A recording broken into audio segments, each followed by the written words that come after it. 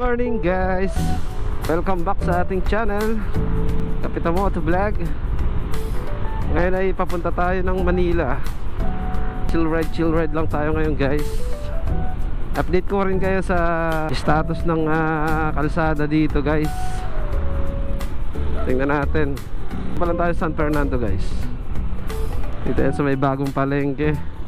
Medyo ayos na yung daan dito guys. Matagal na rin itong nagawa. Na tayo sa may Camp Olivas. Ganda rin ang daan dito guys. Parada.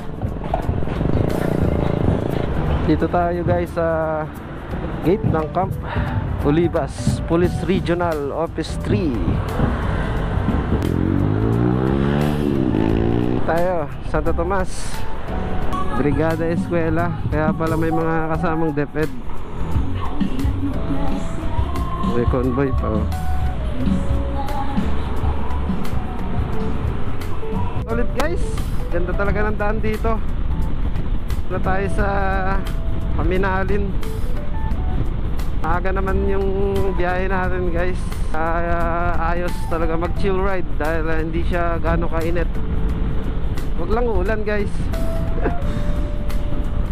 So abangan nyo pala guys yung natin, biyahe natin pa Bicol ngayong June, next week biyahe tayo.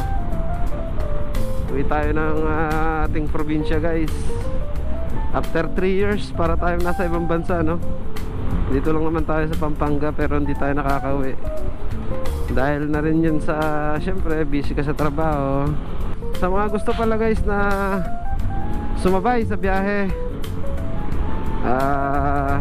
June 22 madaling araw guys, bibira tayo pa Bicol. Yung mga gustong sumabay na naboboring mag solo ride, yun, pwede tayong mag jamming sa daan guys. And tayo sa San Simon guys, San Simon exit. Yan, okay na rin dito. Dati konting ulan lang, talagang lalim ng baha. Ngayon medyo okay na guys. Lagi palang maulan dito, klima dito sa Pampanga. Halos araw gabi yung ulan. Tulad ngayon makulimlim na naman. Kaninang umaga malakas na naman yung ulan. May bandang terminal ng Victory Liner sa may San Simon, Paapalit. Medyo okay na rin dito guys. So dati lupa lang yan na talagang kahit ang taas na ng tinambak, lumulubog pa rin. Pero okay na ngayon Hindi lang natin alam guys pag sobrang lalim talaga. Dami nang naidagdag na establishment dito guys sa Paalit Tingnan natin yung guys, Bulacan. Ano ng status ng daan nila dyan. Nung huling biyahe natin medyo dami ng pinagbago guys. Ganda na dito sa part ng Pampanga guys, sa may Apalit. Ito lang, napakadelikado nyan, malalo na sa mga maliliit na gulong. Dito na tayo sa tulay ng Apalit guys.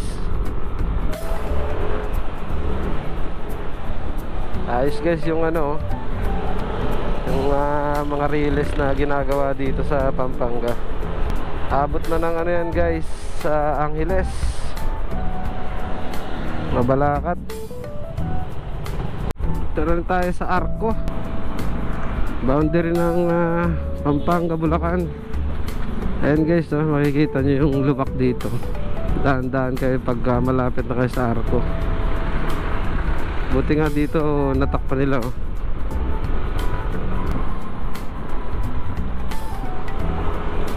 Ito yan guys sa may Jets Resort. Grabe guys, sisimula na yung traffic. Dito pa lang tayo sa Kalumpit. Rush hour, kasi rush hour. Siyempre maraming pumapasok sa trabaho kaya marami nagbabiyahe.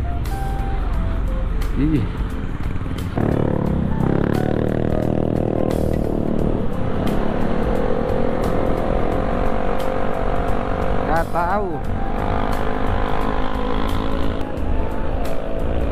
Kasama yung panahon sa atin guys.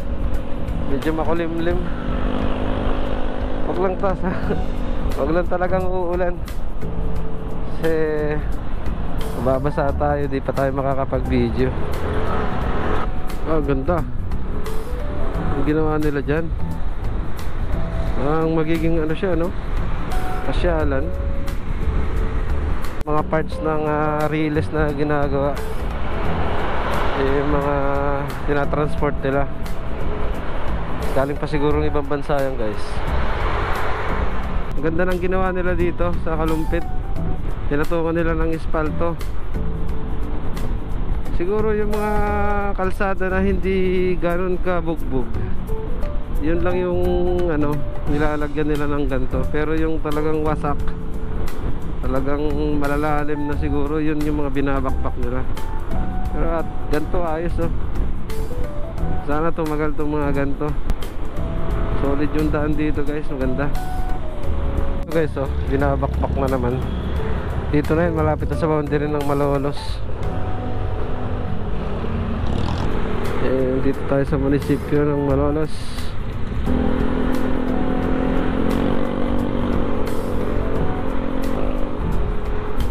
Woo! Good morning, Bulacan. Grabe traffic sa baba oh. Ay kahit pala dito, yan lang, sisimula na traffic. Matraffic talaga sa lugar na to guys. Pagdating nyo dito sa flyover nila. Bali dalawang flyover dadaanan natin. Meron pa tayong dadaanan sa Bukaw isa. Matraffic din doon guys. Lalo na't palengke yung ilalim nun. Bago umakyat, dadaan ka muna sa palengke. Okay, so may inuukay sila dito. Malolos. Ano kaya yan? Grabe oh. Parang gagawa sila ng ano, underpass. Meron din dito guys, binakbak din. Pero bilib din ako dito sa Bulacan guys. Kasi simula nagbabiyaya ako dito, malaki na rin yung ano niya, improvement. Pero parang Quezon province lang to guys eh. Hindi nawawalan ng nire-repair. Pauwi ka ng Bicol, dadaanan mo ganun. Kaya dapat alerto ka rin. Gawa kasi yan guys ng mga tracking dito dati sa Pampanga. Paluwas ng Manila, Pampanga, Bulacan.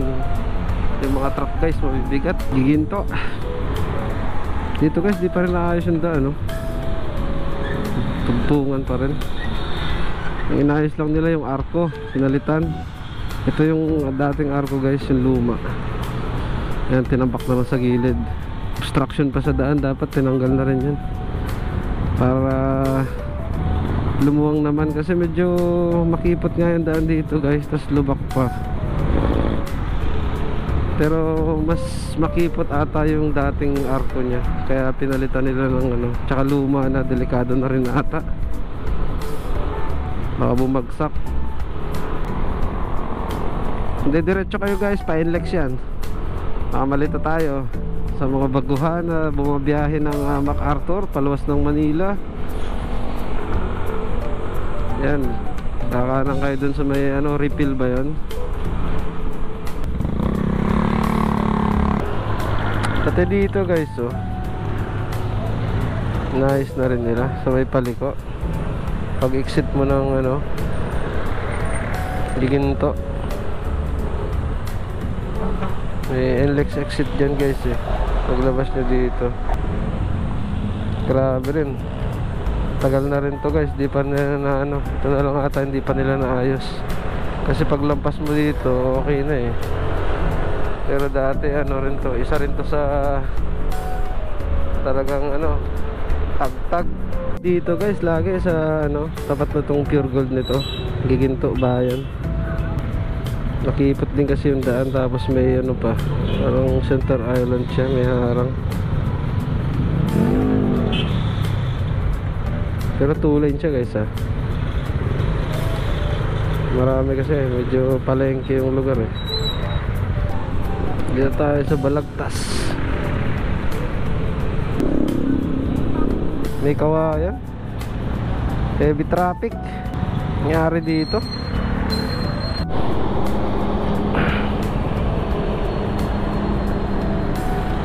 Grabe traffic na nabot natin. Tsaka minute na rin guys, oh. Alas 9 na rin, grabe. Tagal ng biyahe na.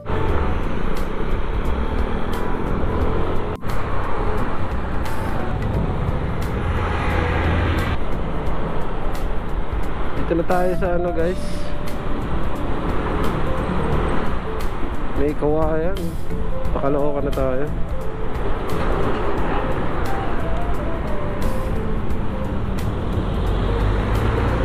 Pag dumiretso kayo dyan, Valenzuela, sa may ano, Paso de Blas.